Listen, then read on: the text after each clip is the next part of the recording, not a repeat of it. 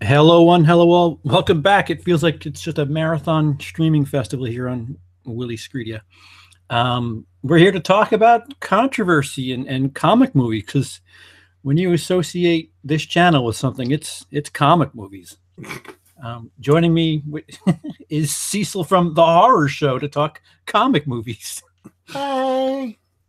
You got to say hi longer because this is a. Oh yeah. Hi everyone. What's up? Hello. All right. So you're the resident comic expert here.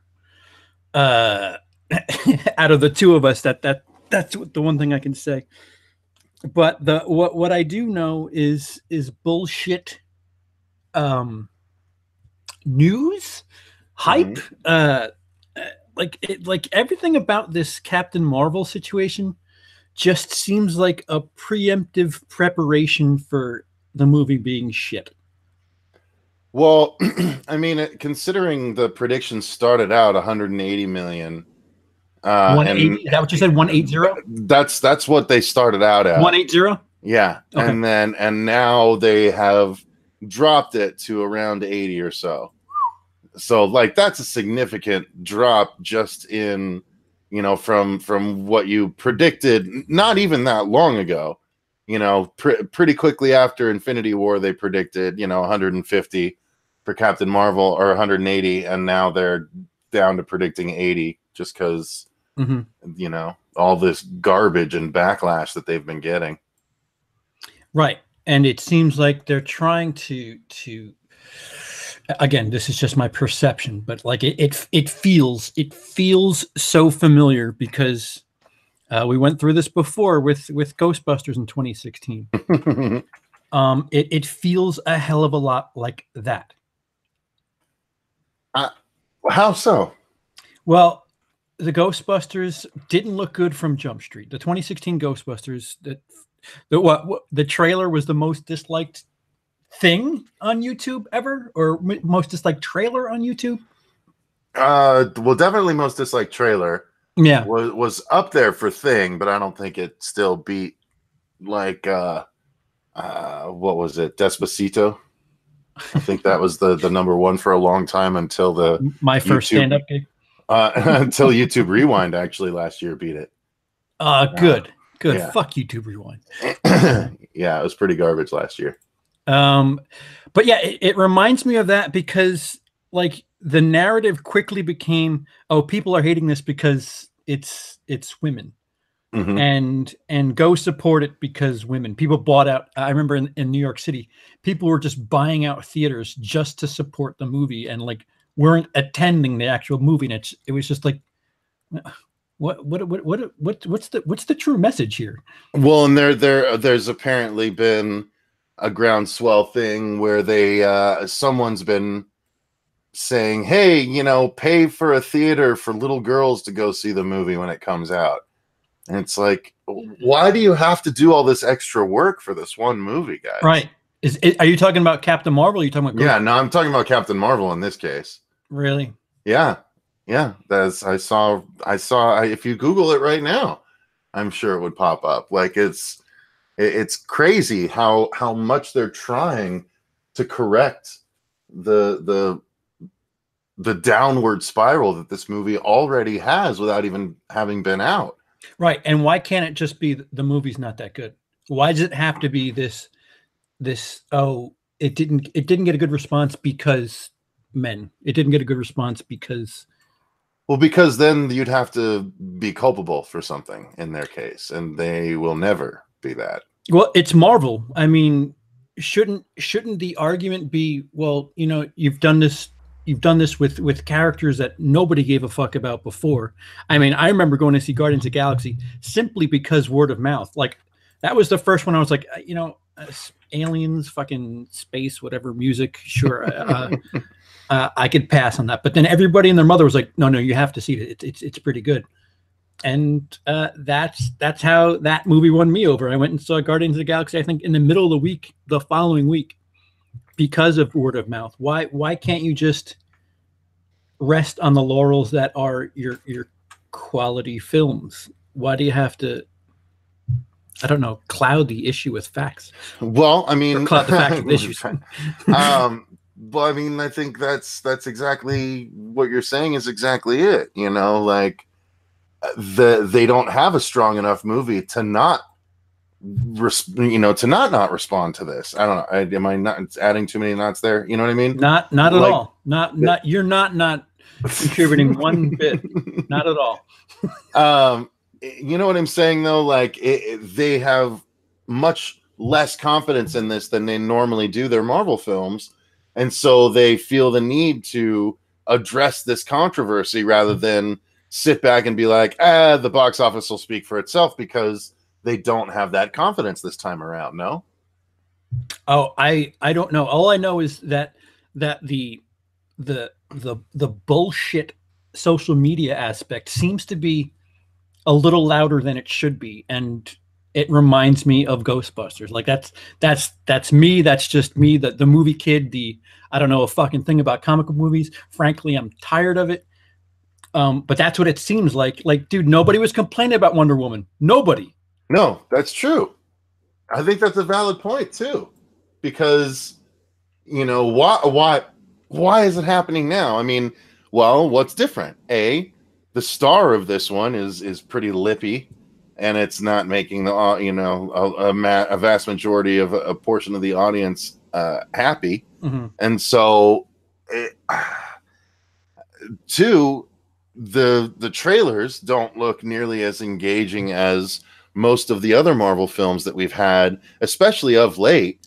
That Marvel's hit their stride, so to speak, a while back. This doesn't feel like of that ilk. Let me interject there for a second, because you're the comic kid. Isn't this supposed to be like the fucking kick up, the unofficial prologue to Avengers Endgame? Isn't this supposed to be tied in somehow? Only in as much as this. I mean, this takes place in the 90s.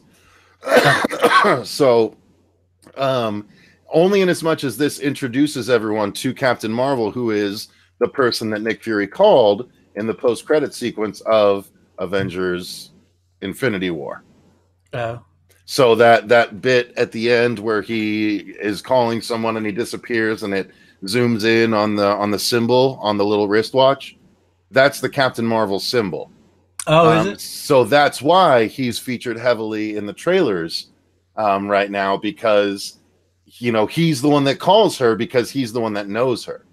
And this is Nick Fury's origin. That's why he's young in all the trailers, because this takes place in the 90s. So yeah, I mean they're trying something, that's for sure, but I don't think anyone's buying. You know what I mean? Yeah, it just seems like a lot of fucking spackle. A lot of, all right, because if it takes place in the 90s, how the fuck are they gonna? I mean, listen, it's been done before. Back to the Future 2 is a perfect example of you can go back and retread and still manage to make a decent story. But it's just troubling to me, because fucking Black Panther and Avengers Infinity War, right? Endgame. What am I mixing them up? Infinity War is out. Endgame is next. Yeah, that was a fucking heavy 1-2 punch there. February and then April, and here they're even tighter. Here it's March, April, and I don't know. Perhaps it's just me. I would think that Marvel kids would be excited, if only to be, led into the next Avengers. Well, but that's the thing. It's not exactly leading into the next Avengers. It's just introducing you to the character that's supposedly strong enough to defeat Thanos, which, speaking of using that as your basis for marketing, so clearly we're supposed to expect Captain Marvel to take care of business. And if we don't like her, if Captain Marvel's personality doesn't come off any better than Brie Larson's personality is coming off beforehand, then they're going to have a real issue. You know what I mean? People aren't going to want to watch a movie about a girl that isn't charismatic, that they're not enjoying on screen, that, this has been such a girl power movie from the very beginning, which listen, I'm not against that. Wonder Woman was as well, but Wonder Woman did it right. Wonder Woman wasn't like wasn't it didn't have a big neon sign over her head in a tiara, like with a whistle in her mouth going, "Brr, brr, look at how woke we are," brr, you know, like this one seems to be. You know what I mean? Like Wonder Woman was just woke. like Woke. Yeah. Woke. It's like Wonder Woman's just sitting back looking like, bitch, I'm gonna let my movie do the talking. Yeah. And you know, and the third act fell flat in Wonder Woman, you know, and that's fine. But the movie overall is still a really pretty good, entertaining movie. And this one, I just feel like they're worried about, and it's not boding well when you're compiling it with all the shit going on behind the scenes now. Again, the thing we mentioned in the other stream is that the thing that bothered me is Brie Larson pointing out that she didn't want a straight white male interviewing her on the press junket. And then she recently, a few weeks later, after being roasted all over the internet about it, she corrected and said, well, I wasn't saying that. I wasn't trying to be exclusive and exclude anyone. I just was I wasn't trying to take away seats at the table. I was trying to add more seats to the table. It's like, well, that's not how you expressed it the first time around. Like, you know, you're in damage control mode now that you've pissed off such a huge majority of the audience, you know, which is the base, by the way, too. Yeah. I mean, not only for I mean, they're trying to bring women in, but she's still in a skin tight leather costume. You know what I mean? Like, she's not out there in fatigues and formal wear. You know what I mean? Like, it's still skin tight. It's a mohawk, which is gonna hit a whole other contingent of the male audience. But man, I mean, it's just, it seems like a dumb, it seems like the wrong hill for them to die on before the movie's even out. You know what I mean? And that's where I think this is starting to smell like shit, because Marvel, they managed to make fucking gold out of dog shit. Like there was no real faith when they first started doing this shit with stuff like Iron Man and fucking Thor. If you told me the premise of that 15 years ago, I'd be like, get the fuck out of here. There's no way they're making a movie about that. But, you know, Marvel managed to make it happen without much fanfare. And now here they are, you know, pros at it at this stage. And it's just like, really? You're preemptively doing damage control? It just seems like shit. It just seems like they know it's shit and they're trying to cloud the facts with issues. Yeah. They're like trying to distract, like, ooh, watch this over here. Meanwhile, you know, pay no attention to this going on over here. You're just saying it's shit because you're a man. You hate the fact that it's a woman. Well, and I don't know if you've noticed something, CP. This was something I noticed. Let me correct. This isn't something I noticed. This was something that was pointed out in another YouTuber's video. That it's so much so are they pumping this movie that, let me see if it's still the case here. I'm going to double check. I'm going to see. I'm going on to Fandango and I'm just looking for movies next week, you know? Right. And like, if I want to pre-order tickets, this was on Captain Marvel. No, if you want to pre-order tickets at all, the only tickets you can pre-order for this weekend, the only movie listed is Captain Marvel. They don't list the other movies. Yeah, that could be a thing. That I've been on the theater end of that. That could be a thing. That's what I was wondering. Is that a package that Fandango maybe sells? Yeah, that could be Disney telling, because here's how I know that it could be a thing that's completely unrelated. I used to work at a movie theater and we had two owned by the same company within 1.5 miles of each other. So our thing was we needed to know in advance which theaters to prep. If you're going to give us fucking 4 screens of something, we need to know how to arrange things. And so I remember I had to deal with it with Episode 3, Star Wars Episode 3. So we knew 2 weeks in advance which one of us was getting it, and how many screens we were getting it on so that we could prepare in advance. And I'm assuming that that has something to do with this. I certainly could be wrong, but with these fucking ultra big appointment style movies, it could be more to it than just, propaganda and plugging only the movie. Although Disney could have paid to make sure that, all right, you're going to search for a pre-order. Here's the first thing that's going to pop up. Mm-hmm. Well, not just the first, but literally the only thing. Yeah. That could be what I was referring to, because again, like we knew episode 3 like a month in advance, and it's not like people were like, "Oh, I need to know if American Wedding is going to be playing at Thursday at 8 p.m." It could be either or, but I would lean on the side of them just being precautious, expecting sold out shows and knowing how many to. Because if you notice, try to notice when a movie gets sold out, like if there's a 7:00 showing of movie A, and then there's like a 7:15 showing, that's them overcompensating or compensating. All right, this theater sold out. Let's put it on this screen at this time. When it gets pretty hectic, they'll roll showtime 7, 7:10, 7:20, 7:30, 7:40. Do you know how this one is tracking? Have you? I don't. For your show? Like that? Well, we're a day away, so I'll have that info tomorrow night. But okay. But no. The thing that you said about 80 million, that's alarming. Well, that's the thing, and that might have just been the one outlet that was being highlighted in the articles, but it's still, it was enough of a jump that I was like, yeesh, that's not good. Yeah, if it were a different time, if it were a different movie, I just shoulder shrug and say, oh, a pretty good March release. But with the history of Marvel, it's just like 80 million, huh? 80 million a month before Avengers? That's alarming.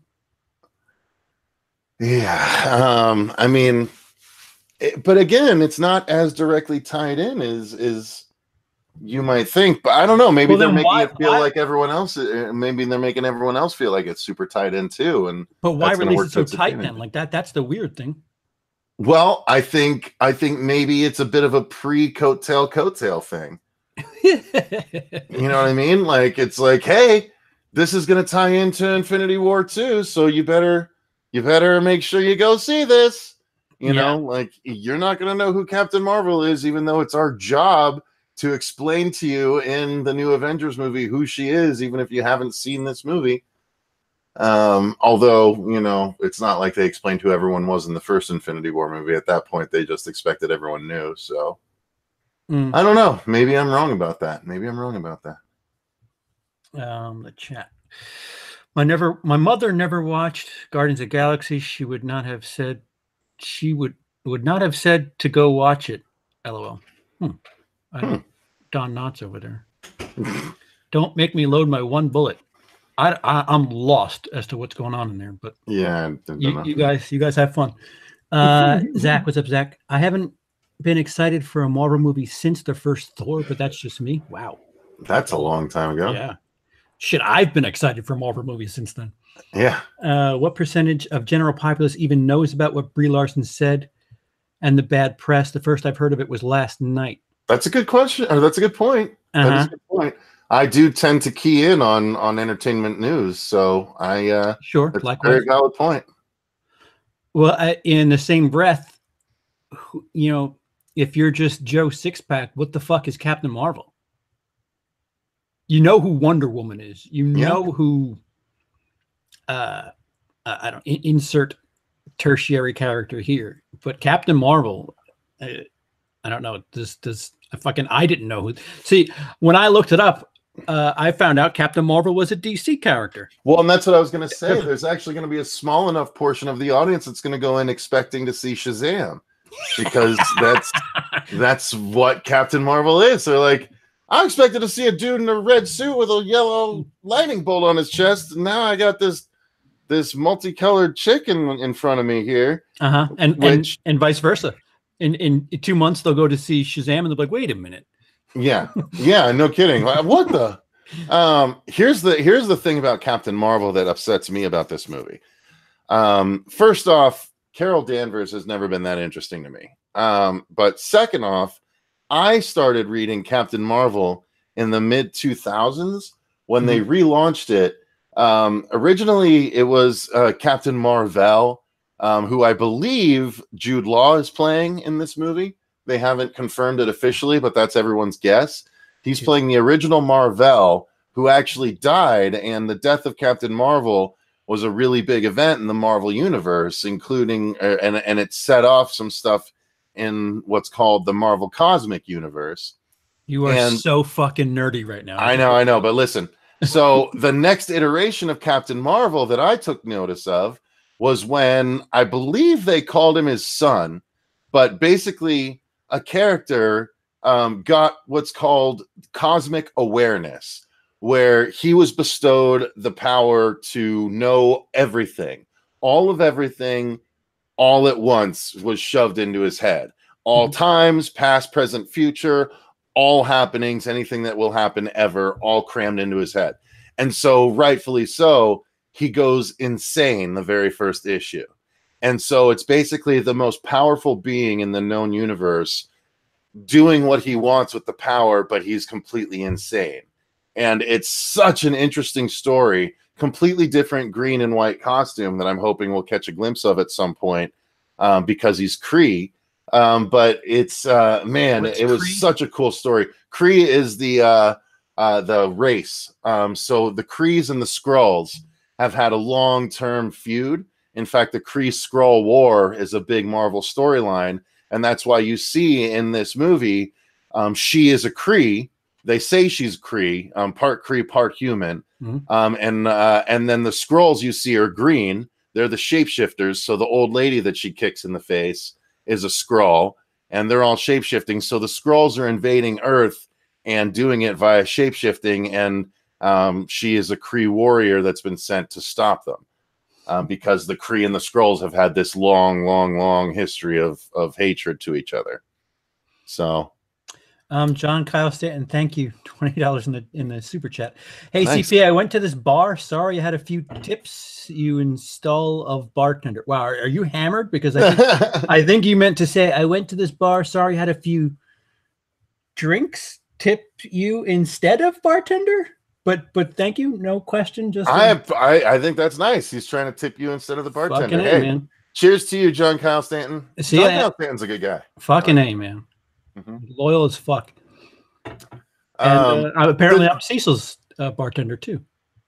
Does the only thing I have fatigue from are people who keep complaining about comic book movies. Wait, are you ready? I don't know if he's referring to me or whatever, because I don't generally rant about them. No, that's Sean. He's taking a rib at me. Okay, Shocker! Somebody taking a rib at me. Can you believe it? Yeah. The only superhero films I'm looking forward to are Matt Reeves' Batman, Joaquin Phoenix's Joker, and Hellboy. Not excited for anything else. Not even Brightburn, Daniel. Brightburn looks really good.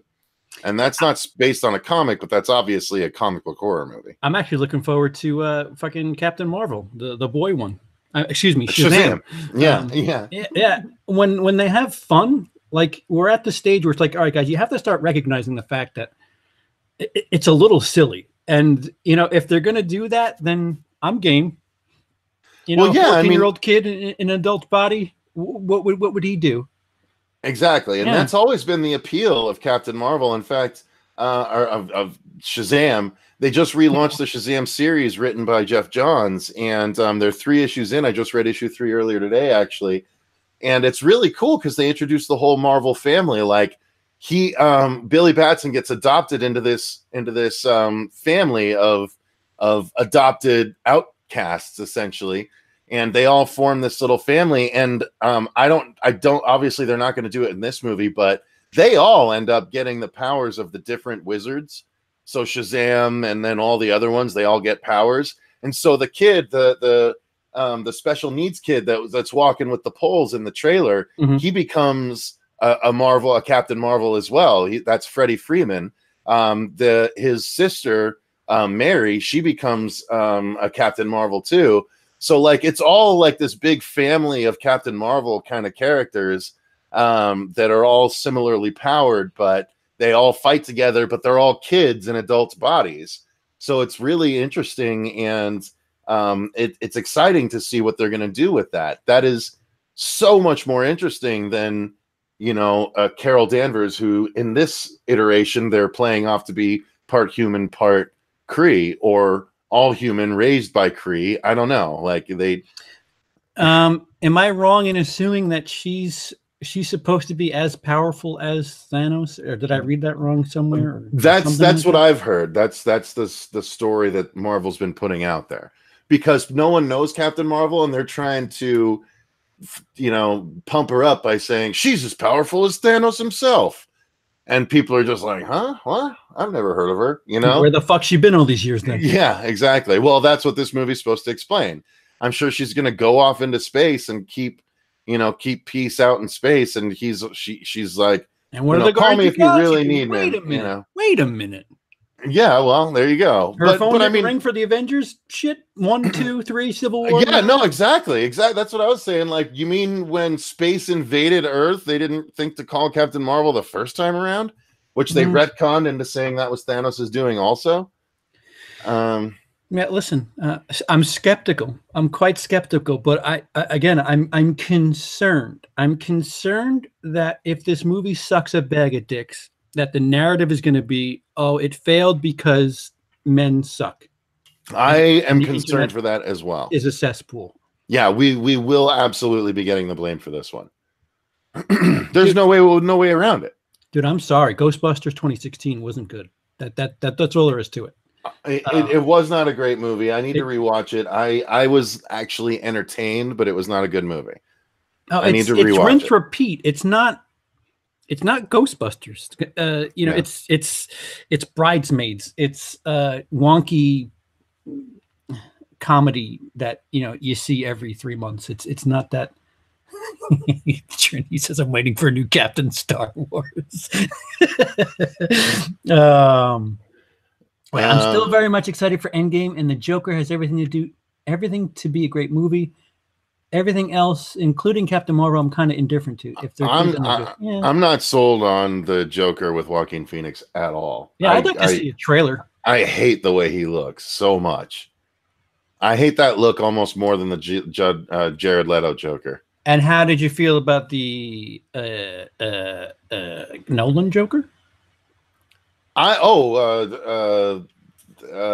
Heath Ledger. Yeah, there you go. Oh, hey, we're both struggling. Look, out of sight, out of mind, buddy. Okay, what do you want me to say? Fucking been dead for a decade. Yeah, give me some news, man. I loved his Joker. His Joker was fucking phenomenal. On first sight. Oh, you mean before the movie? Yeah. No, not sold before the performance. By all right, well. No, but here's the thing. I wasn't sold by Jared Leto before the movie, and his performance damn well didn't save it. So sometimes you can prejudge and be okay with it.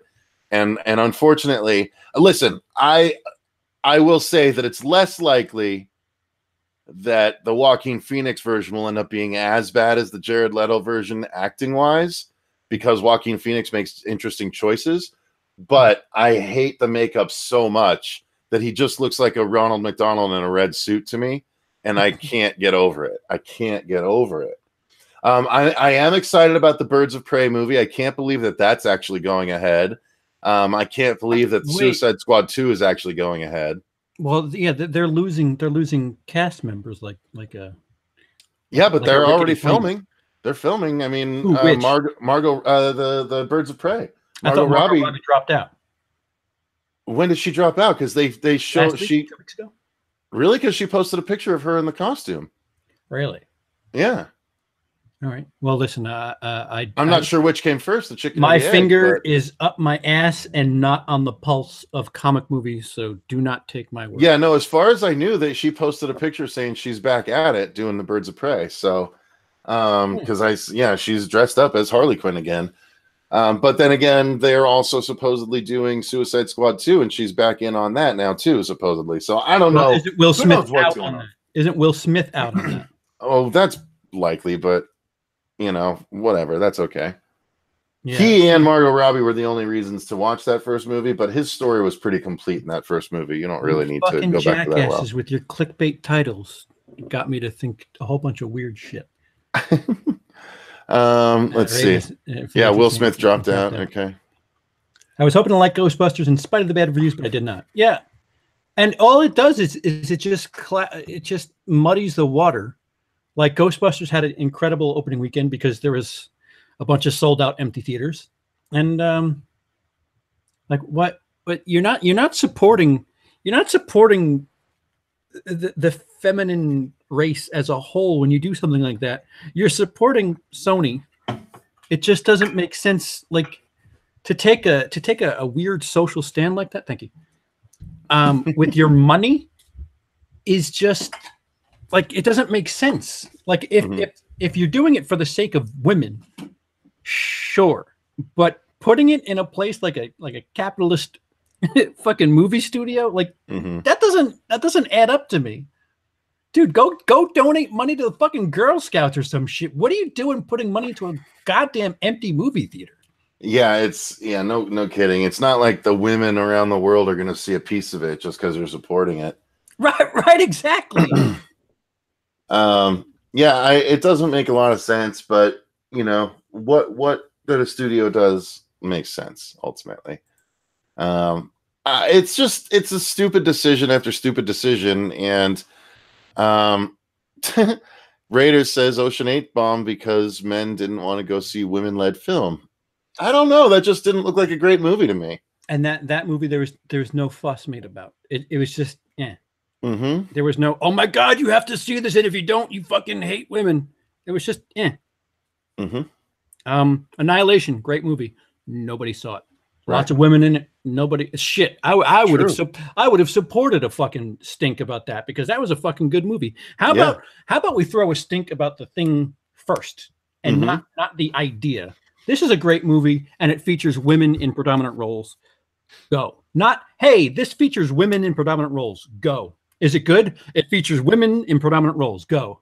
Is it good? A woman directed it. Go. But is it good? No, it's women. We live in an age of pre-action, brother.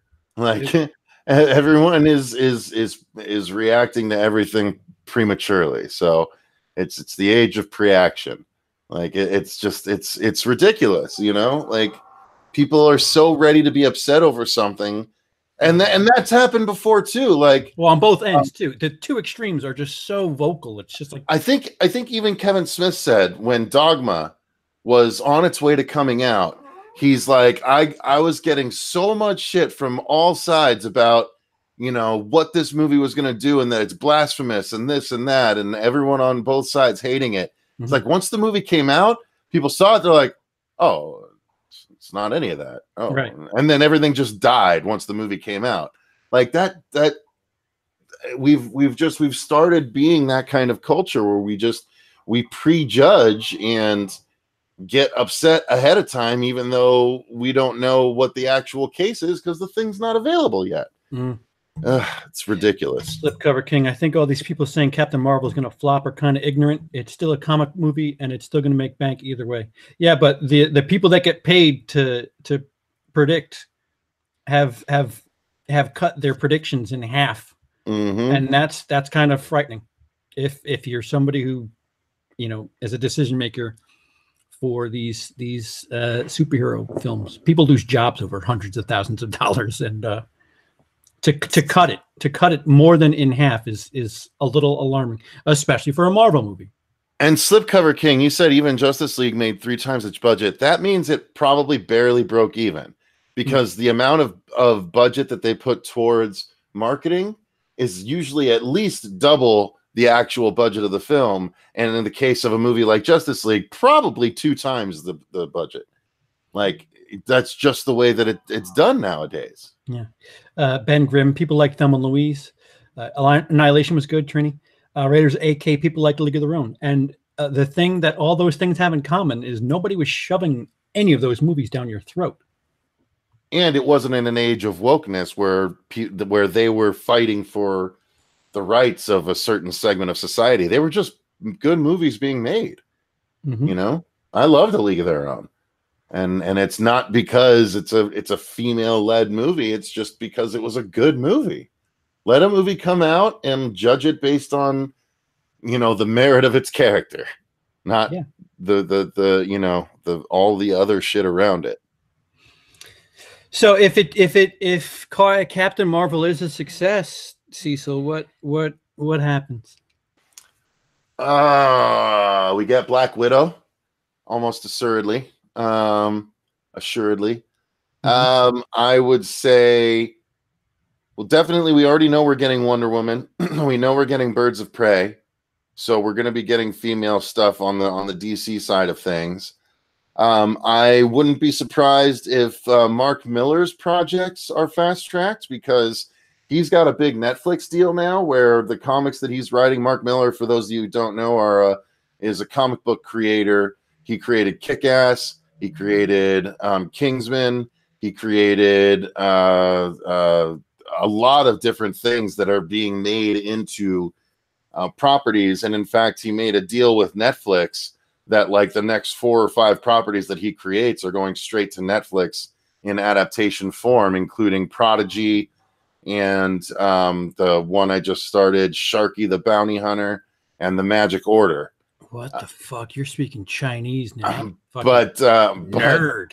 Yeah, I mean, but that's what I'm saying. Like, there's other comic properties, and one of the ones that he's written is called Empress, and that's a female-led one about the queen of a despotic space of a space murderer, a space despot. Essentially, picture the wife of Thanos escaping and trying to go and make a life of herself with for herself without her husband knowing and coming after her. Slut? Some Kinda. Kinda. Well, no, not the side piece. No, the actual queen. So Thanos' queen, if she wanted to leave and not be, you know, a part of that, like, so there are other female-led properties. The Umbrella Academy, that's really popular on Netflix right now, has a couple of strong female characters in it. Dude, how about this? Let me pivot, because you're speaking a language I don't even recognize as words. The fucking X-Men, what the fuck? Dark Phoenix. Yeah. That trailer did not look very good. Looks troubling. Yeah. And nobody's making us think about that. I don't know why they can't get the Phoenix right in big budget movies. I mean, it's a really fantastic story, although it's convoluted with the Shi'ar and stuff like that involved. And I don't like Chris Claremont, the writer of the story. I think his writing's been bogus for a while, but people consider it a classic, and I don't know why they just can't adapt it correctly to screen. This just looks meh. It doesn't look great. I actually liked Apocalypse okay, and I really liked Days of Future Past and First Class. Yeah, I like First Class more than the other two, to be honest with you. Yeah, well, yeah, First Class is great. I mean, it just sets up a whole new status quo, and then I love that they appeared in Deadpool 2 very briefly, so they're obviously a part of the continuity. But it's, you know, it's a bummer that they are going to go out on what looks like just not a great version, and they all but show that, like, yep, you know, Jennifer Lawrence wanted out, so this is Jennifer Lawrence's last movie. Here, we're killing her in the trailer right at the beginning for you. So it's, I don't know, it's a weird thing. Aren't these two somehow? Isn't Captain Marvel and one of those, is it Rogue that is associated with Captain Marvel? Am I like totally fucking? Well, they all know Captain Marvel. They've all fought alongside her and against her. Doesn't one of them like get powers or some shit from Captain Marvel? You're probably right. I think. Oh wow, I might have a bit of news on you. Look at that. You know what? I think you're right. I think Rogue got her strength from Captain Marvel. Yeah, I said it before Cecil did. Just remember. No, I think you're right though. I think you're right. Let me see. Yeah, motherfucker. Rogue, Captain Marvel. No, I'd forgotten about that.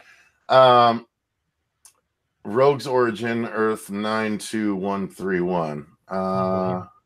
That's see, I think that was actually I think that's actually what they did in the TV show.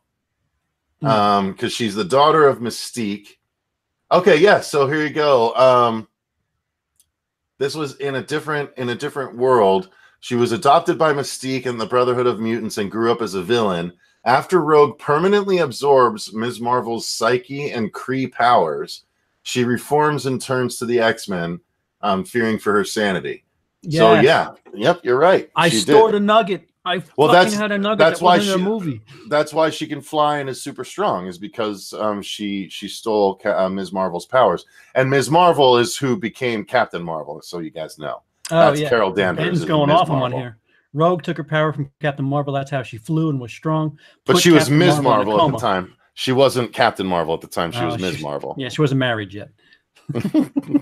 No, she didn't get ranked up. Yeah. She didn't play enough hours on the video game. She was Private Marvel at the time. So Rotten Tomatoes changed their policy because of the backlash on Captain Marvel. That policy changed a long time coming. People have been review bombing blockbuster movies for the last 5+ years.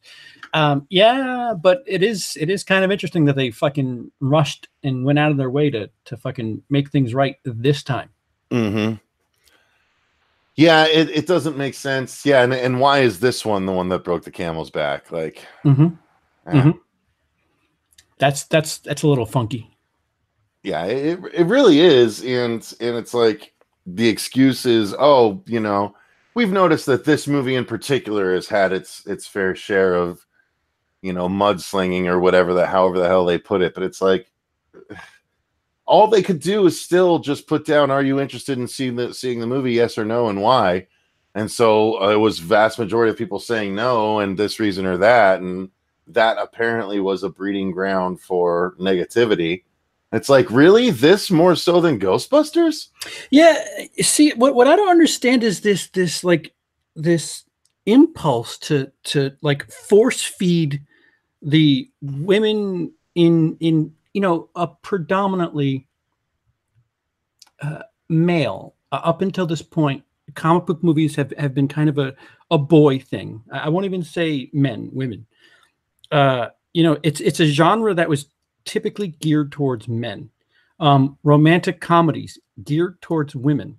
It's not like there's this giant influx of rom-coms that are, you know, trying to be force-fed down men's throats. So like, why does it have to be okay? Like, no matter, I can't dance around this without sounding sexist, but like, why do women have to like and want to see comic book property? Like, why can't it just be, you know, fucking G.I. Joe and Barbie? Like, do you get what I'm trying to say? Because I'm fucking struggling. I do get what you're trying to say, but I don't think they're mutually exclusive. You know what I mean? I don't think it needs to be. I don't think anyone needs to try particularly hard to bring in a female audience. There's always been a female audience to comics. No, right. I don't mean it in that sense. But... Yeah, I don't mean it in that sense. It's just this, you know, this whole buying a theater out and you know, make sure you take girls to see it. Well, how about you take people that actually want to see it without being told to see it? Like, you know, there's a bunch of poor kids out there that want to see it. How about just people that don't have the ability yet still want to see it regardless? I don't understand. Like, what was that? I'm sorry. No, I was going to say, no, that's a good point. I was going to try and defend it and be like, well, you know, maybe a lot of these girls wouldn't otherwise go see it because it's, you know, the movie choice is controlled by dad, or, you know, controlled by mom who doesn't care about comic book movies and they'll never go see it anyway. So but mom's a girl. Yeah, that's true. She should be drawn in by all this, right? Yeah. No, I understand, but and I agree. I think a lot of this is taken too far on their side of things, where it's like, you know, let's make it sorry, excuse me. I mean, that's all. I get bored when I talk about comics too. It's fine. Yeah, no, I mean, women ones. Woof. No. Well, I mean, it's always been a thing. Curves is okay, but men's clubs are like no okay. You know what I mean? Like, women demand to be a part of. Like, there was a men's club in the country club nearby that I grew up, and there was always the men's club, and there was family night when everyone could go, but otherwise it was just a men's club. And that's no longer the case because of the whole PC world. Now women have to be allowed, and yet places like Curves exist, which is women only workouts and What stuff the like fuck that. is Curves? You've never heard of Curves? No. It's a gym that's women only workouts. And so they like go do classes and things like that, like group session stuff, but it's See, women only. but isn't that the exact opposite? Again, overcompensating the pendulum swing. Isn't that going too far in the other direction? If your big thing is, inclusiveness, exclusion is defeating the argument. No. Mm-hmm. No, I agree. I agree 100%. I mean, that's, ladies' night is a form of exclusion, but it's a form of exclusion that bars determine they need to do in order to bring in, the dudes, because, Mhm. the more ladies that come in for free, the more dudes will show up they can make money off of. So it's always been a reverse thing. And like, it's so funny because, it's a long time joke where it's like, women have been fighting to be equal in the workplace for a long time, and yet, they get maternity leave that's a much longer period of time than even paternity leave and stuff like that. Right. All of these things, they want equal stuff, but they also want us to be chivalrous and open their doors and stuff like that. Some of them no longer, but Yeah. I've always enjoyed doing that anyway. But it's like it's just Having a door held for you. Yeah, absolutely. Mm-hmm. I mean, I love when I feel like a lady. But no, it's a weird thing to say because, a lot of times it feels like a have your cake and eat it too situation. They want people to, we want everyone to go see this movie, but we want it to be their idea. And it's like, tough shit. It's a classic thing that women have wanted from men for a long time. I want him to take me out on the nicest night, but I want it to be his idea. You're being sexist right now, sir. I am being very pigeonholy, yes. But I know what you're talking about. You know, that's certain. Yeah, right. No, nothing every guy has experienced by any stretch. No, yeah, just generalizing. I'm just saying, like, this whole thing has been blown so out of proportion. If there's a fire, inevitably going to be blamed on the male contingent if it doesn't do well. If there's a fire, from now on, it's going to be children first. That's it. Not women and children first. Yeah, that's true. Sorry. It should be. But yeah, we're going down a dark path here. Augusta National was men only forever. Is that a golf club? Augusta National. Yeah, but it's not anymore. And like the national men's tournament is like no longer just that. Like you have to let women in too. It's definitely a weird. It's strange. The inclusiveness thing seems to be a one-way street. Because you're not going to have men in women's UFC. So it's just right. There are some battles that shouldn't be fought. Like men and women are just different. Men are just stronger, more able-bodied humans. Careful. It's just the chemical makeup. Is that the words I want to use? Biological makeup. Yeah, like if you have a guy at the top of his prime in the same weight class and a woman, and they fight each other, that should be allowed, right?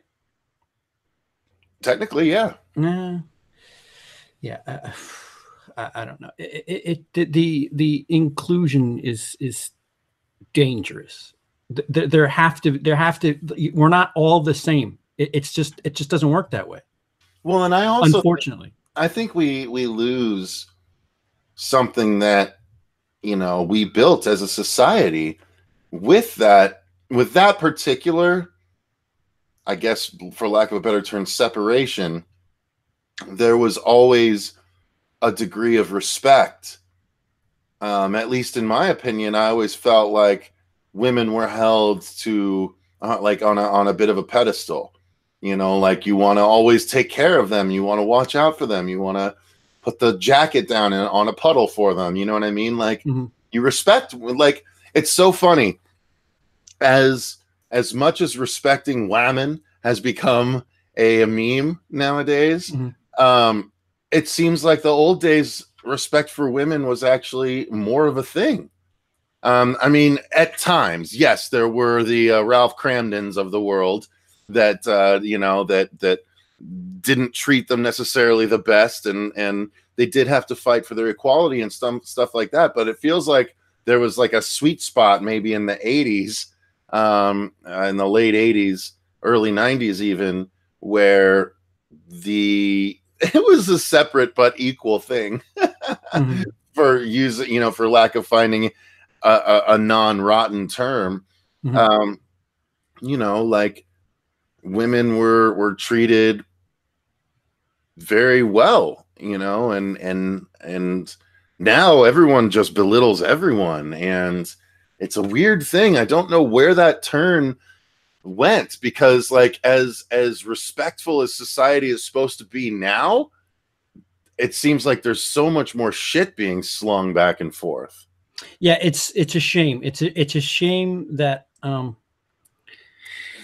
fucking here it comes to be a non-mouthy, a non fucking dickish white man right now is really, as far as the internet is concerned, it's really hard to be a white man that doesn't share these opinions, because it's just like, dude, the small percentage is just ruining it for everybody. Yep. This is very much a one bad apple spoiling the bunch scenario. Like it's crazy. And I know we can't really say it, because then we're like trying to say we're the victims and stuff like that. And that's not the point that we're making. But and you know what, too? I think we talked about it either previous stream or offline or what, but that Intruder movie with Dennis Quaid, if people read into that, there should be an outrage from the MAGA crowd, because Dennis Quaid is a white guy with a red hat in most of that trailer. And his big thing is, this is still my house, they're ruining my house. And it's a black couple. And he's all pissed off about them taking over his home being America. Well, and now I mean, honestly, that the whole race and MAGA thing, that whole soup has been so muddied from the Jesse Smollett situation that it's like you don't know which way is up now, because like he did so much more damage to his cause than he could ever have done good, having never been discovered. It's crazy. It's like, dude, we know there's fucking idiots, you know, that are doing some low down fucked up shit. You know, they don't need that arguing point, and you just gave it to them. Well, not only that, but you now cast a shadow over everyone that comes forward with anything like that for a while. And that's not fair to the people that actually go through shit and now want to try and say something about it. But everyone's like, well, we got to look into your story because we don't want another Jesse Smollett situation going on. I mean, we're a bit sidetracked now, but still, it all kind of ties together. These bitches shaking my head. CP, your Friday the 13th ranking was fun. You are a bit different, but it made the video unique and refreshing. I was fresh out of a surgery in that video. I don't know what you mean by different, but thank you. Women aren't complicated at all. Yeah, I bet, Zachary. Women understand women and they hate each other. Yeah, fuck Emily will sing you a song about how much he hates women. I grew up with 3 sisters, and my parents started getting divorced when I was 10. Didn't finish getting divorced until I was 17. And that entire time I lived with my mom and 3 sisters from 10 to 17. So I saw some shit. And let me tell you, women do not tend to get along, and be it sisters or them and their roommates. You know, I heard all the stories. I saw all the confrontations. They don't get along. That women don't like each other very much. I mean, I don't know. I was brought up by a single mom, and I saw, so she would bring guys home and date guys and whatever, and I saw the way that they were, and you know, there's this boys club thing where one of her boyfriends would talk to me, like I was a teenager, and he would talk to me about stuff like that, just shouldn't be talked about, and I learned to respect women through experiencing how men treated my mother. Mm. And listen, not everybody's going to have that experience, but like I know I'm okay. My mouth is, if you listen to me talk, you'd think I'm this fucking piece of shit that has no value for any person, let alone women. But that couldn't be further from the truth.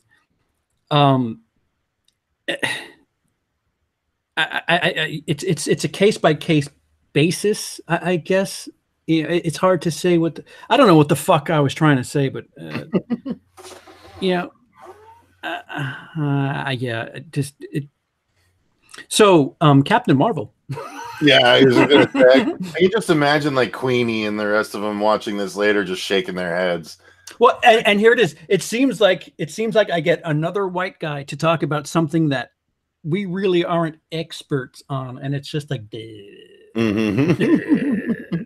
I know it sounds fucking weird, but here's my opinion. Yeah, this is literally just us giving opinion based on the stuff we've read and heard of, in our day-to-day experiences and stuff regarding this topic. So, I mean, there's nothing wrong with giving your opinion on that, even if it's, not, if you didn't take 24 hours to research every damn bit of it. You know what I mean? Yeah, and you know what the part of it is this fucking this outrage culture, and it seems like the especially on the internet, the butt end of all of this is nerdy white guys.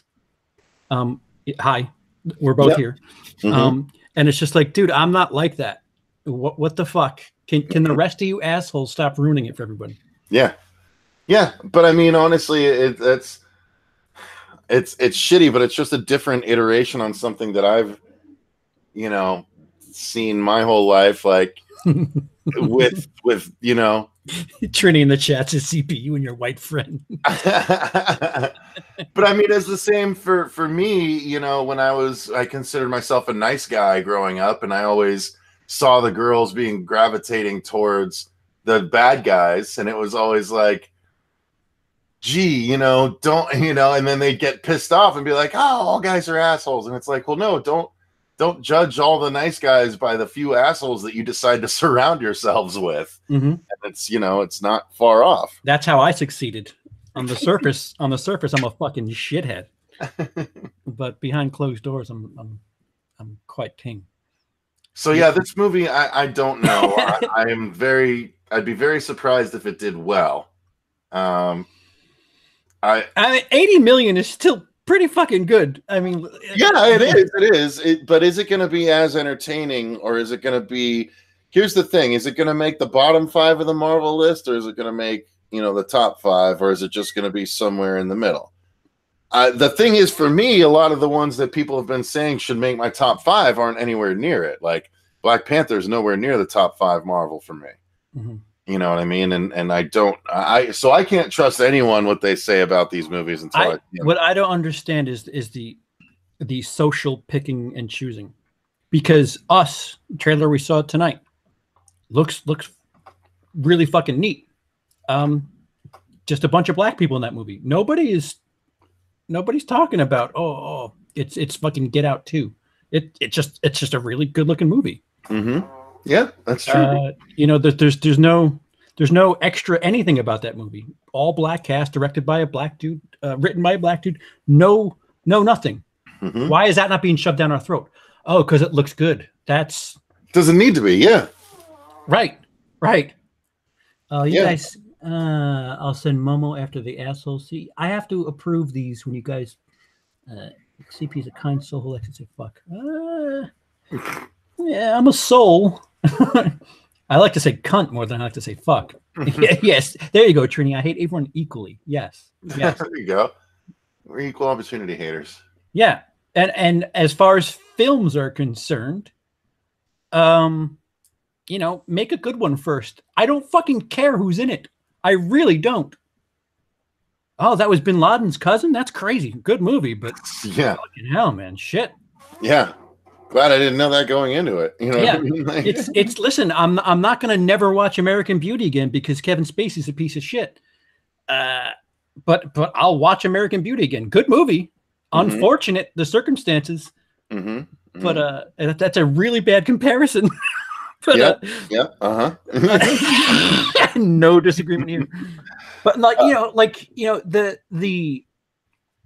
the message, the surrounding factor, when it comes to art, it's I mean, fuck that book we were talking about last night, 1001 Films You Must See Before You Die.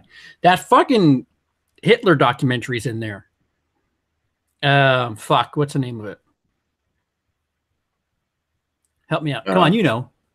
I can see your copy of Mein Kampf on the. Yeah, I was gonna say mine Well, video. I don't know. I couldn't think. Something Nation's Pride. No, that's from Inglourious Basterds.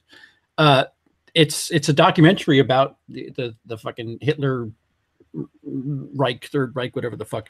It's one of the best movies ever. The message is a little fucking wonky, but technically speaking, it was good enough to be considered one of the greatest of all time. Yikes. Well, you know, sometimes subject matter will do that. So subject matter can be tough, but it can still be a good movie.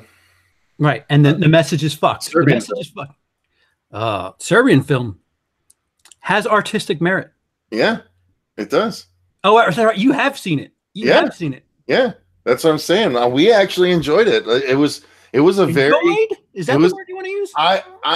I will say, coming from the guy who just used a bunch of weird. I enjoyed it more than I was expecting to, because there was actually some artistic merit. It was made well. It was a well-made, sleek movie, and it was well acted, but it just dealt in a subject matter that people don't see very often, and it dives deep into it.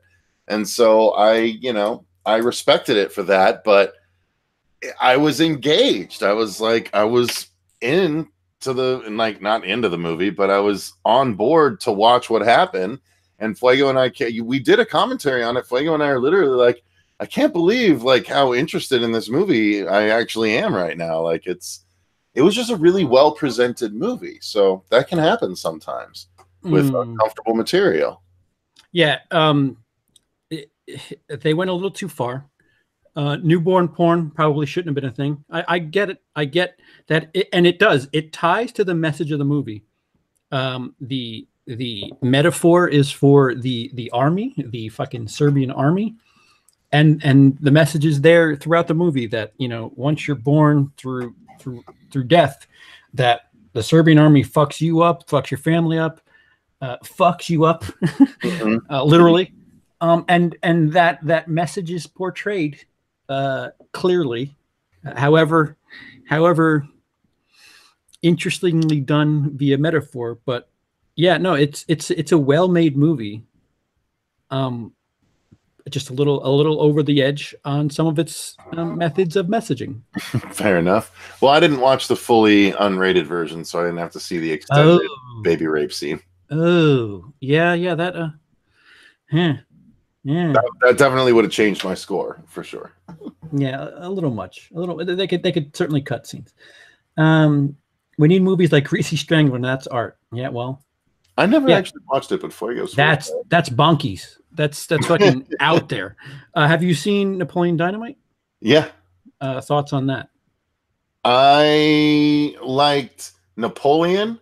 I hated everyone surrounding him. I hated.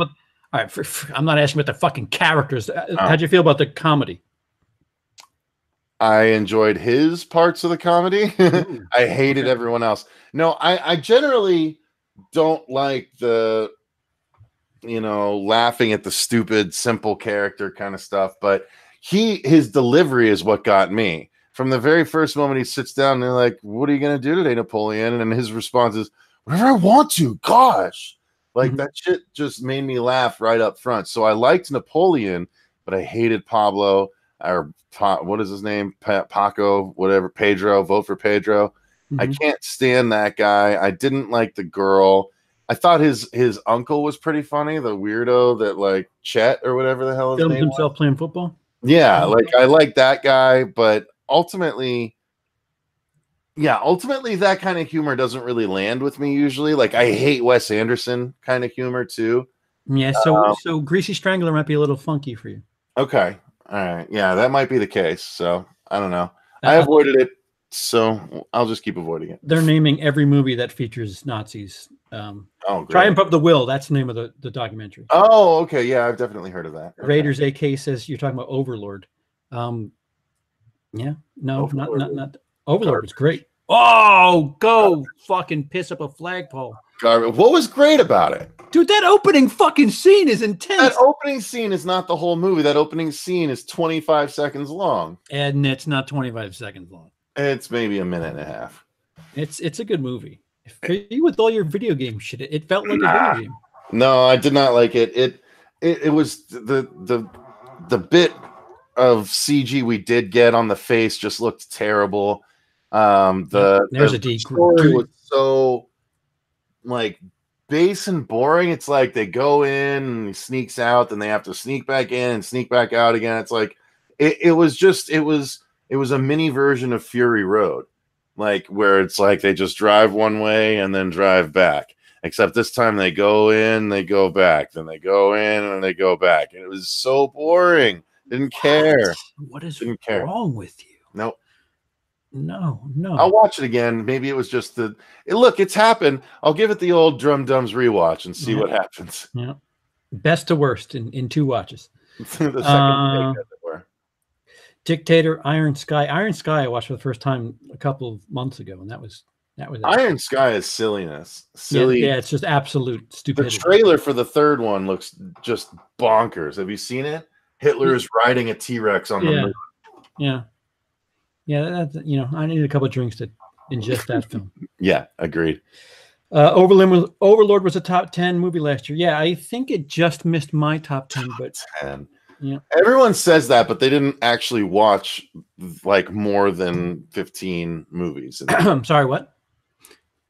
I'm sorry. You were talking about not seeing about 100. Well, but it wasn't a top 10 for you, is what I'm saying. It was 15 top 15%. Well, still, that's not top 10. Come on. But you didn't even see. That's of like all the movies. I'm talking about even of just horror movies. There were so many better horror movies. Go ahead, tell me about Terrifier and how much better it is than Overlord. Terrifier was better than Overlord. You're clearly drunk. Terrifier There's no way you're making sense. Completely better than Overlord. And by the way, Art the Clown is more fun to watch than Michael Myers. Oh fuck! Just because you talk to him every other week doesn't mean the fucking film can't be judged. Just wait, we're filming the news tomorrow, and I've got a Scream Stream shout out that's going to be pretty funny. A Scream Stream shout out. Yep. From who? No, from me. I shout out the Scream Stream people. Oh, I'm one of them. Wait a minute. I know.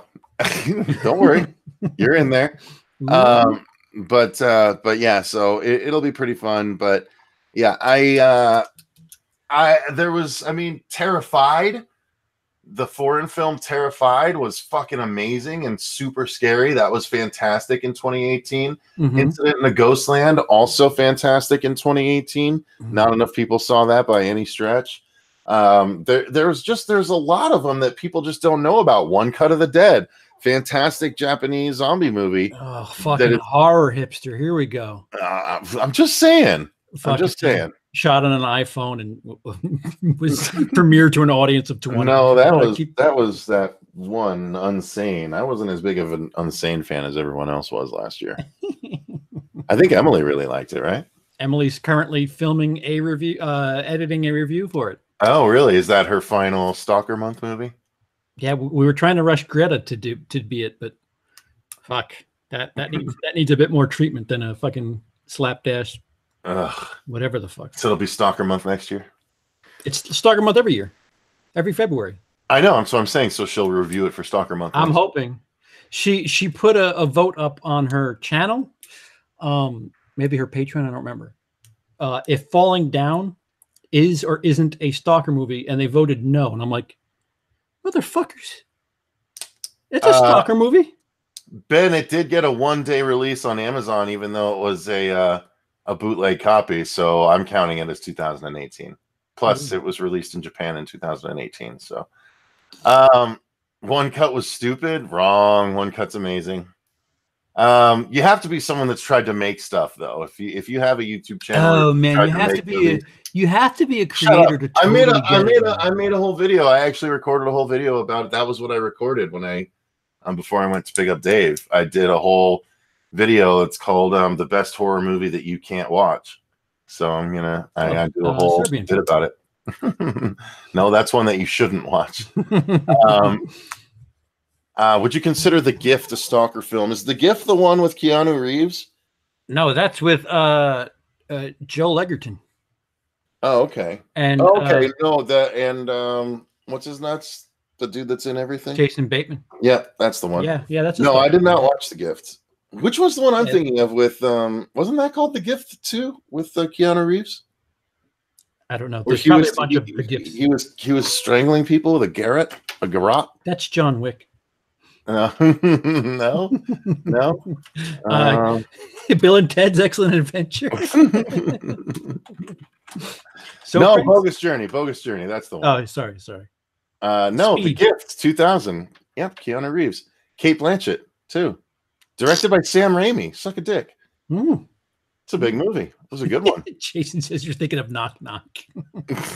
Oh, that movie was awful. It was laughable. Terrible. Oh, so, yeah, The Gift had Keanu Reeves, Kate Blanchett, Katie Holmes, Giovanni Ribisi, and Hilary Swank. Mm-hmm. Not small. So, Falling Down? Falling Down's great. Stalker movie? No, how? Get the he stalks his ex-wife and his kid. He's not stalking them. He's trying to get to them the whole movie. That's not stalking them. There's a fucking order of protection against him. That doesn't matter. He's not stalking them. He's literally walking in a straight line to get to them. He's not like peeking. He's not creeping. He's not calling and hanging up. Yes, he is. He is calling and hanging up. He calls, tries to talk, can't, and hangs up. That's emotional. That's not like, like, no, this is not, no, that is not a stalker movie. No. That is a taking it out on society revenge flick. Before he weirds out with them at the end of the movie. And but then he doesn't stalk them. He just goes to where he knows they are after they're not at the house. He literally sees the stuff playing on the TV, and so he knows where to go, right? Am I not mistaken there? No, like he goes. Or does he just remember to go to the pier from his memory? He goes to her house when she's not there and watches home movies. Yeah. Yeah, that's stalkery. That's his old house, though. But he's got a fucking order of protection to not be there. But he's going to see the kid for the birthday. I'm sorry, no. That's not a stalker movie. No, not a stalker movie. No, Wolf. He does not exhibit the. Does Emily say it's a stalker movie? Emily was confused, and I'm like, "Fuck it. If you're at all, there's whatever. No way that's not a stalker movie. It's a stalker movie. No, it's not. Put up a poll. She did, and it was like she did, and it was like 7 votes to 6 that it's not.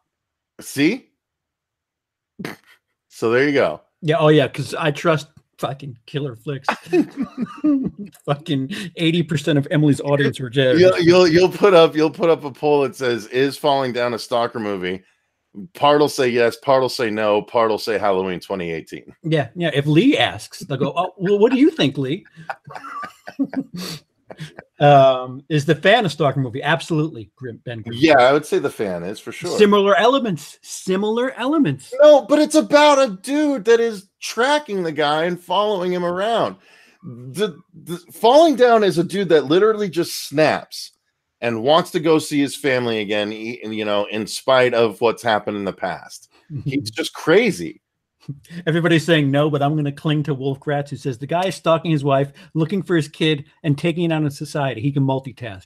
Thank you, Wolf Kratz. He's not stalking them, That's though. all I need. He's not stalking them. He's going to the house. That's not stalking. He knows they live there. If he's not welcome in the house and he's fucking lounging he's there, not creeping. Like, dude, he's watching old movies and shit. That's only because they weren't there. He would have had the confrontation there instead of the pier if they had been there. Dude, it's not stealing. He was just borrowing from the grocery store because nobody was there, man. Sorry, you're wrong. Everyone else, you have one guy on your side. I have two. You're clinging to. Daniel Hammond says, I love Falling Down, but I agree with CP. It has stalker elements to it, although I wouldn't consider a complete stalker film. Yeah, I'll give you that. He says he's not. Okay, so no, that's not someone on your side. No, there's stalker elements. Stalker elements. That's good enough for Stalker Month. Stalker film. That's good enough for Stalker Month, if you ask me. Oh, God. Elements. All I need is elements. Please. So instead, she's covering fucking Joe Blow, fucking independent films. She did some Japanese short that nobody's heard of. I saw that. Yeah. Go cover Falling Down instead. What the fuck?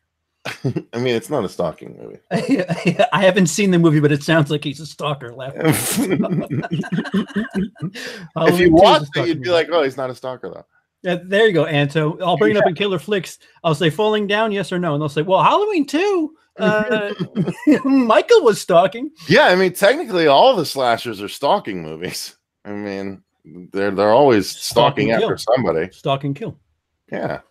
Falling Down is partially a stalker movie. That's all I need. Absolutely not. Come on. Absolutely not. All right, so if somebody steals from a store and nobody's there to catch them, is it stealing or borrowing? That's not the same equivalency.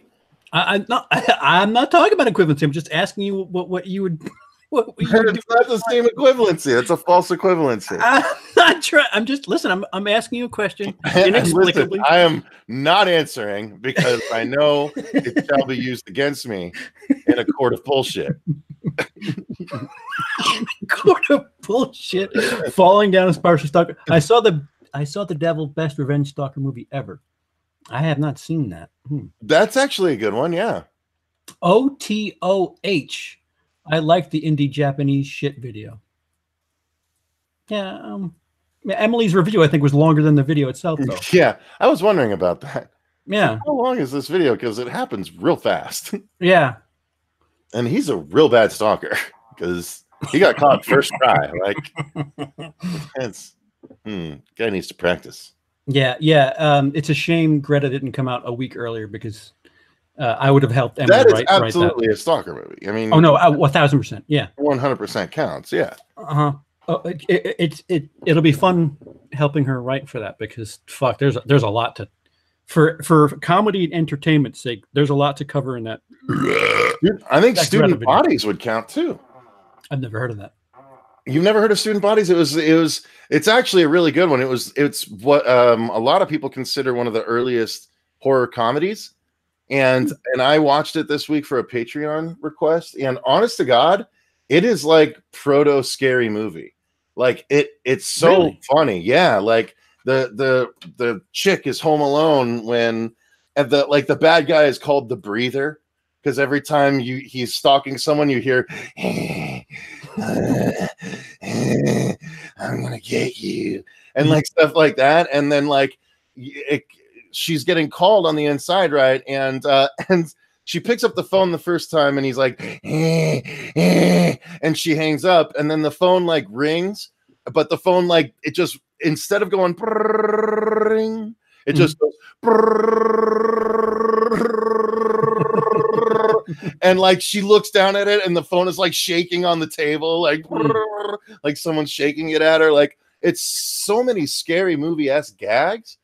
But yeah, it's a stalking slasher. He stalks everyone, couples that have sex. He stalks them, kills the girl, and then puts the dude in a trash bag. And it's hilarious. It does fall apart a bit at the end, Zachary. I agree with you. Fuck you, Trinity. He says Falling Down is about a loving father who just wanted to come see his kid. Yeah, exactly. On a 12. They're singing the praise of fucking I Saw the Devil. Yeah, nobody's shit on that movie. No, which is hard. Yeah, it's one of those that I watched and was a bit let down by because it had been built so far up. But it's the same thing that happened with a couple of other ones. What's that one that people really love where it's the dinner party that's home invaded and the girl fights back? Shit. It was recent. You guys probably know what it was called. It was popular around the time of The Strangers or maybe the next year. Just a straight. Oh, the chick who takes things into her own Yeah, hands. yeah. Oh, what is that? Yeah, fuck. The chick with the axe. I mean? Yeah, I know exactly what you're talking about. It's that sort of. That's your next. Thank you, Zachary. Wow, you're getting it faster than I am. That's crazy. Yeah. So it's a lot like that. Where it had a big build up ahead of time, and it didn't live up to it to me. Yeah. But it is widely hailed as a fantastic movie. I Saw the Devil. Sean, Emily does cover 1 hour photo. That's one of her older Stalker Month videos. Definitely. So write down Student Bodies and write down I Saw the Devil. Those are absolutely worth it. More so than Falling Down, because Falling Down isn't a stalker movie. All right. I Saw the Devil.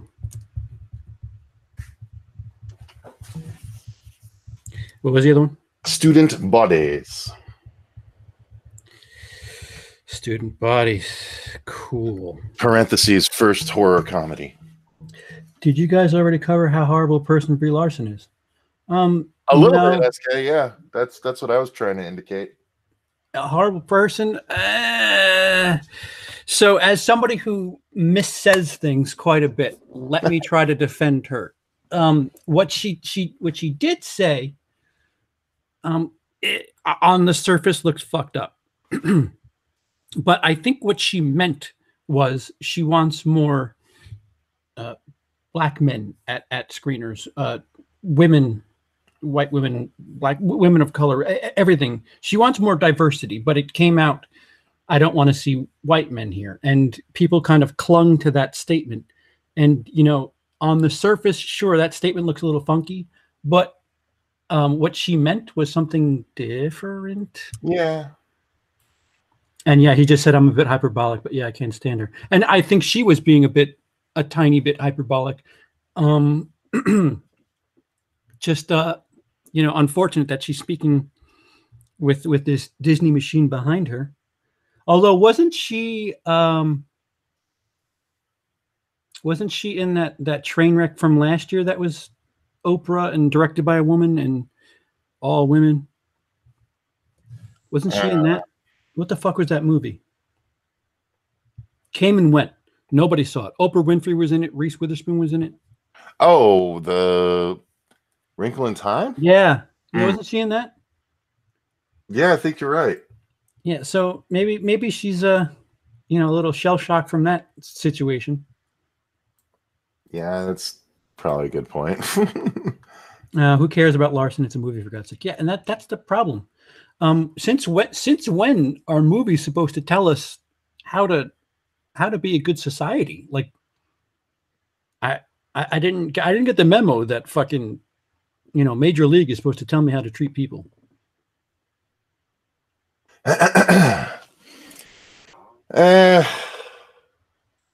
No, she wasn't a Wrinkle in Time. All right, well, fuck it. The Room.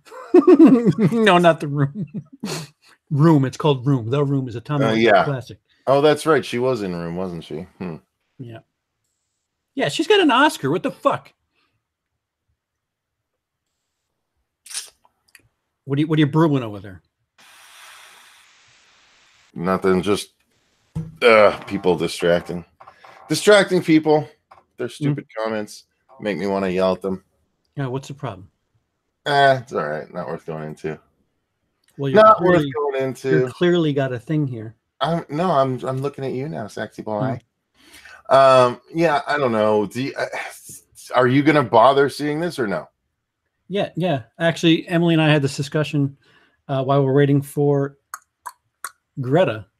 I'm like, am I seeing that by myself? She said yes. I'm like, well, the message didn't get out to you then. Damn. Woman says no. Like a very vehement no. And she was like, I'll go if you want me to. I'm like, I think Disney wants you to. I don't think it matters if I want you to. I'll go if you want me to. Well, yeah, that's kind of the point. Yeah. See, Disney wants you.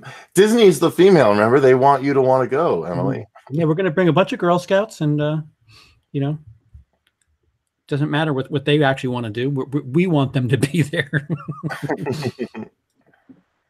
Scott Pilgrim is a good movie. Fighting with My Family, good movie. Hey, they don't shove the fucking "hey, this is a chick" message down your throat at all. It's chick Rocky. I do want to watch that movie. Good movie. It's a good movie. Yeah. There's nothing incredibly fresh about, you know, the story and how they go about things, but good time. Kind of paint by numbers in points, but still kind of funny for, you know, a little edgy for PG-13 at times. Mm-hmm. And again, I not once did I think, hey, this is a chick, and thank God they're reminding me that this is a chick. It was just a movie. It was Rocky with a girl, and it happened to be about wrestling. That's not like it's not a bad thing necessarily. It's not an immediate turnoff like some people think. Not, and my point simply is, it doesn't have to be about the social message first. Look, this is directed by a black woman. Okay, is it good? Like fucking Detroit starred a black man, was directed by a woman. Nobody fucking talked about that movie back on the Oscars. Really good movie. I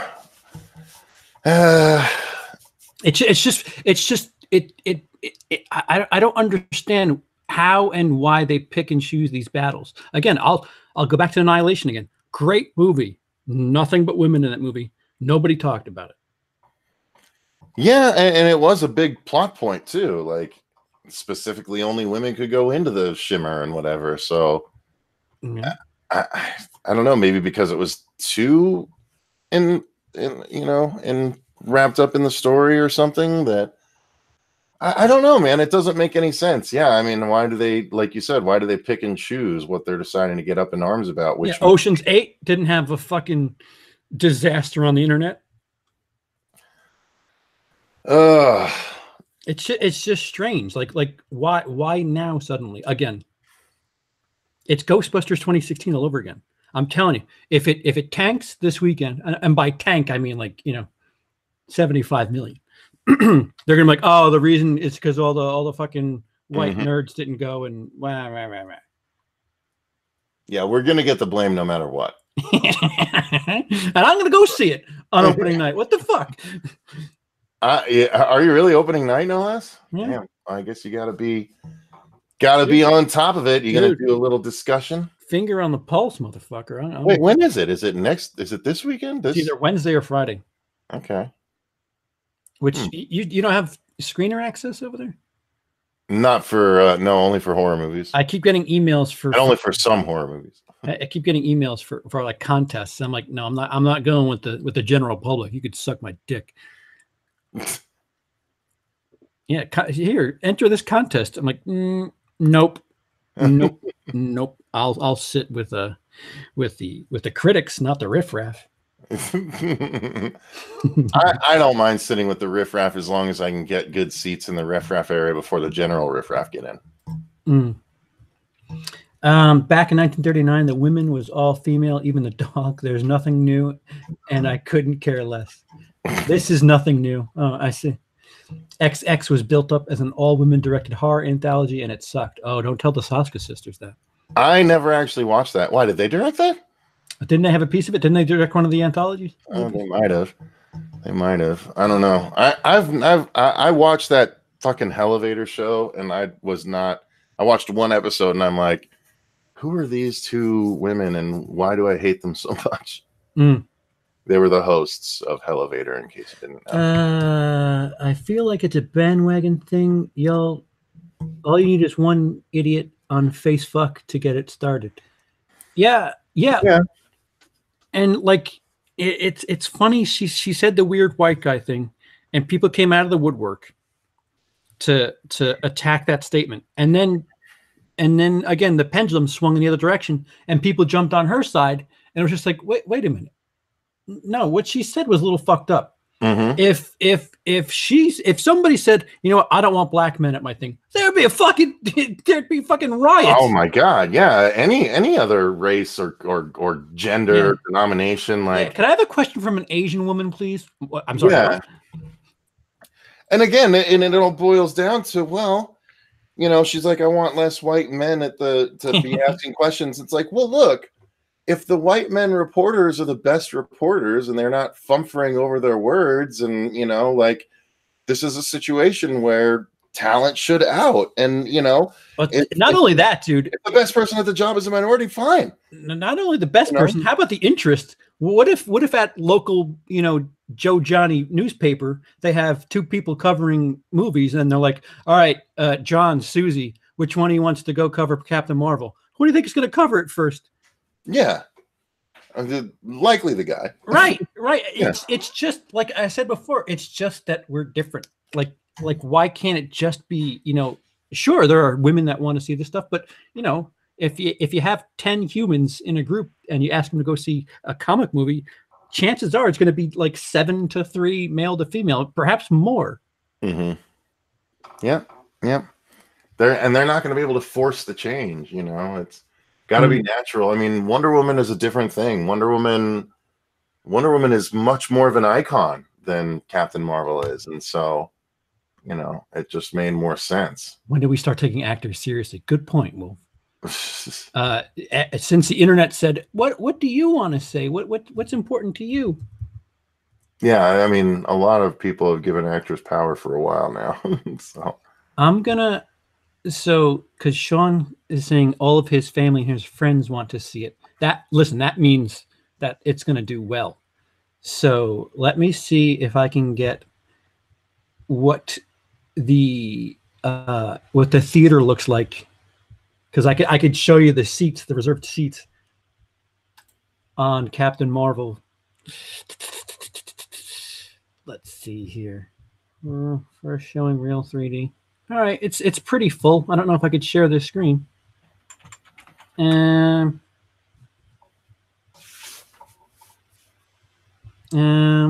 I can't share the screen, can I? Oh, wait, I can.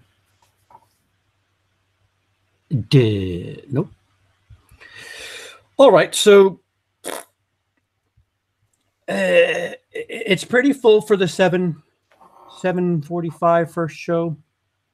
It's 3D. There's a lot of shows. There's a 7:20 and 8 and at 10:15, 10:30, 11, 11:15, 11:45, 12. And only the 10:15 is almost full. But that 10:30, 11, 11:15 thing says the 10:30 show has 4 seats sold. I'm in New York. 4 seats sold. Wow. Yeah. 11 p.m. Well, fucking, that's pretty full. Shit. I'm looking at it, at least 30 seats out of what looks like a 50-seat theater. Dude, I'm excited. I had no idea Spider-Man Into the Spider-Verse was coming out so soon. Oh, on home media? Oh my God, that movie was the best of last year. It was so good. Yeah, it was pretty goddamn good. I'll give you that. 11:15, 7 seats sold. Yikes. 7, my God. 11:45. With such odd times that people are going to. Looks like about 20 out of 60. It's pretty decent. Midnight. No seats sold. Fucking midnight on a Thursday is a little fucking crazy. But yeah, it's hit and miss, but it does seem like they're adding show times. CPI make you laugh so much. What did I do? I wasn't even trying to be funny that time. CP, it's so funny. Yeah.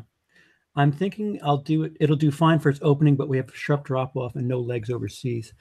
I actually would probably say the opposite.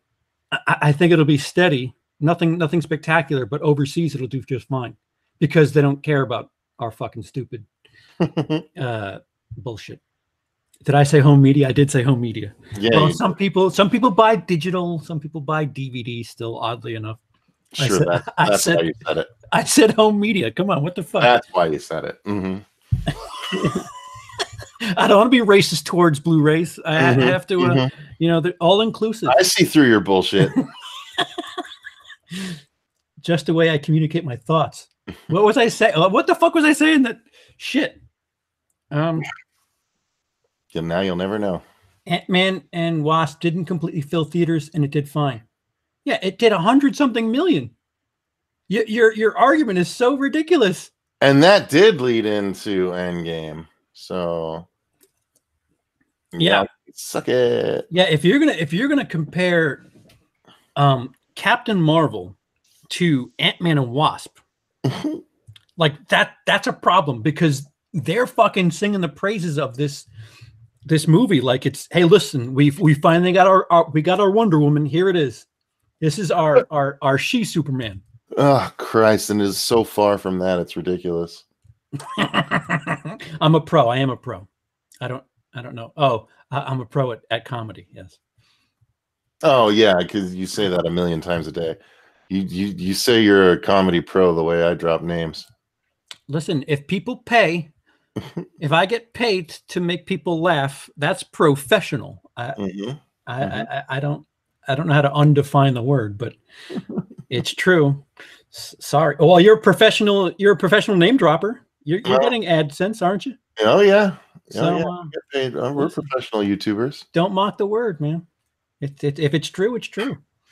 What do you think about this whole Chuck E. Cheese pizza? What? You haven't heard about this? No. Shane Dawson blew the lid off of it. The Chuck E. Cheese reprocesses pizza. So the unfinished pizza at Chuck E. Cheese that gets left from parties and stuff, they'll take it to the back and they'll actually save the pieces and form new pizzas out of the old stuff. So you can go and Google search. You can Google search Chuck E. Cheese pizzas, and you'll see pizzas with all kinds of mismatched pieces. What? Bigger than others and smaller than others, and it's like blown up. And Chuck E. Cheese had to address it, and they like tried to force Shane Dawson to take his video down. But he's like, this is me just saying a theory. This is nothing that I'm saying is for sure for legal purposes. But then all kinds of people went and took their own videos and pictures at Chuck E. Cheese. And some people came out, some people that work there say, no, we don't do this. But other people say, oh, yeah, we did it at our store. Yo, what's with pizza places? Whether it be Hillary Clinton and having a fucking sex ring under a pizza place, and like, why is the internet focusing on pizza places so much? John Kyle Stanton, thank you. Crap, last call. So yeah, we know where he is. Recycled pizzas. Hey, Dino. I may have said something I would regret. Dino, I think I circled the wagons on that one a couple of times. So yeah, couldn't have said anything worse than CP. And no women in the chat. No women. So what does that tell you? Like, two white dudes talking about women shit. Fuck this. Yeah, that probably worse than a new McDonald's. Do they recycle shit at McDonald's? See, it's just strange with pizza. Like, well, pizza I think would be the easiest to do, because all they do is they'll form the pizza, they'll sprinkle a new layer of cheese on it and recook it, so it all looks like it's the same thing. But you can tell that the pepperonis don't match, and the sizes of the slices don't match a lot of times and stuff like that. That's fucking weird. Like pizza is notoriously cheap to make. Yeah, well, can you imagine when you're cranking it out for like the birthday parties, how much you could save on, like, you know, the 3 or 4 pans of quarter full pizza, you know? Dude, Chuck E. Cheese is about the fucking party and the, like, the food is just that's not what people are going to Chuck E. Cheese for. Zachary says, you know what's more disturbing? Grown men filming in a Chuck E. Cheese. I get the joke, but at the same time, if you're trying to prove something and it's actually like, oh man, if you watch that part of the video, dude, it's his second conspiracy video from like 2 weeks ago. And Shane Dawson is just the hugest creator, one of the hugest creators on the platform right now. Karate popcorn. No, there's a woman listening, just not in the chat. Thank you. Thank you, Robin. Thank you. People focus on pizza places because of the show Two Guys, a Girl, in a Pizza Place. Is it? Oh, sure. Okay. Sure. I'm guessing no, but okay. They read the title and say, oh, threesome. I want pizza Oh. suddenly. Yes, nothing like pizza and threesome put together. Mm. Yeah, man. I don't know. I don't know if we've got much else to say about the. I just brought up the pizza thing because it's been on my mind because I keep seeing updates The about. pizza thing's been on your mind? Well, it's big. I keep seeing updates on because I watch Shane Dawson, so all the associated videos where people are like going and testing Chuck E. Cheese are like popping up into my feed. Dude, like I feel like such a fucking I feel like a YouTube a hipster because you fuckers with your following the people with millions of subscribers and then referencing them. I'm just like, ugh, who cares about those fucking people? Well, they get viewers. Yeah, They know sure. what they're doing. Sure. Shane Dawson knows what he's doing. Yeah, I'd say so. Have you seen his movie? No, I haven't watched his movie. The fucking Thanksgiving movie? Oh, terrible. Fucking terrible. Thanksgiving movie? What movie? Huh? Yeah, there was a TV show where they put Shane Dawson and a female director, it ties in, up against each other, same script, and they had to shoot a movie. And his movie was like American Pie, like times a million, just over the top. Fucking, Really? You know, R-rated dumb comedy. A dude eats shit in the movie because a dude eats shit in the movie. Oh, well, look, you gotta. His conspiracy videos got like 8 million views in the first day it was up. So like, it's crazy how well that he does. I mean, his Logan Paul series. I was stuck to it just because he makes compelling content. And yeah, I mean, every one of those videos got between like 15 and 20 million views. How many subscribers does he have? Let me check. He's got a couple of million, I would assume, right? 10? Yeah. Let's see. I mean, that's a good start. It blew up last year. I'll tell you what, if I made a video 21 million at this point. Yeah. 21 million. So he's not getting his subscriber base. See, even then, his conspiracy theories, it got 35 million views on the first conspiracy theories, and the second one got 26 a week or 2 weeks later. If I did a video on Chuck E. Cheese and I outed them, do you think it would get any sort of wind? It might. I don't think so. Well, there's someone just posted 2 weeks ago, got a job at Chuck E. Cheese to see if Shane Dawson was right. That video has 7.4 million views. No shit. All right, well, fuck it. I'll get on the train then.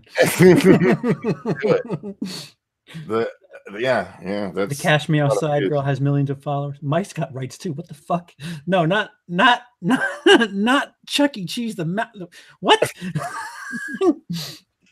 Shane at least makes interesting videos. Rats? What are you doing? Rogan's got no right. Does make interesting videos. They're really slick, really well made. Yep. Sure, there. Yeah. So we're singing the praise of Shane Dawson. That certainly means we're out of things to talk about on this channel. So yeah. Thanks everybody in the chat. Thank you to John Kyle Stanton for ignoring his bartender yet tipping here. Indeed, quite sweet. I wish I had something to say that was worth that time, but yeah. I watched 6 episodes of the Logan Paul series. I'll never get that time back. I learned nothing. Thank you, Zachary. See. Clickbaiting. Cecil, what are you going to be covering Captain Marvel on your on the channel? No. Why? It's not horror enough. That's what I'll say. Yeah, but you cover like comic books and shit. Yeah, I know. I don't know. Maybe I will. Maybe I won't. I'm not looking forward to it, and neither am I. I don't know. I have a hard time planning videos for things that I know I'm not gonna really enjoy that much. So that's why my channel's a fucking wasteland. I'll give it a try. But if I don't like it, I don't like it. So we'll see what happens. All right. So there you heard it. Real definitive answer there. Yeah. Do you want to plug anything before we? No, I'm good. Skadoozle. See, there you go. Now you're getting it. Now you're getting it. Well, then say good night then. Good night then.